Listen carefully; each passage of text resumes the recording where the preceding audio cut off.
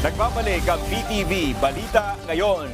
Pinawin ng LTFRB ang pangambang magkakaroon ng transport crisis ilang araw bago tuluyang ipatupad ang PUV Modernization Program.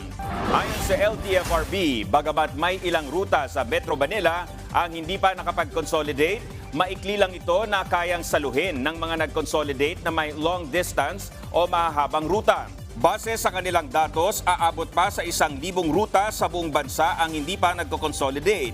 300 dito ay nasa Metro Manila. Nasa 76.6% ang nagpa-consolidate sa buong Pilipinas at sa Metro Manila, umabot na sa 97%.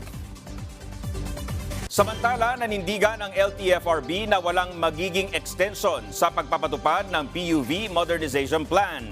Ibig sabihin, huhulihin na ang mga unconsolidated na traditional jeepneys simula February 1. Nakahanda na ang mga impounding area sa Metro Manila, Region 3 at Region 4A.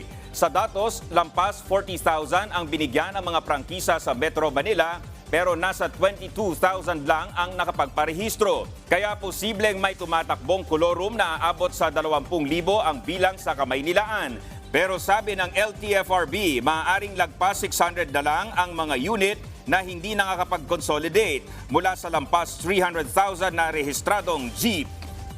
It's a resounding success for us dahil ang target rate lang po namin is 70%. Marami po ang sumanib sa programa, marami po ang naniwala sa programa.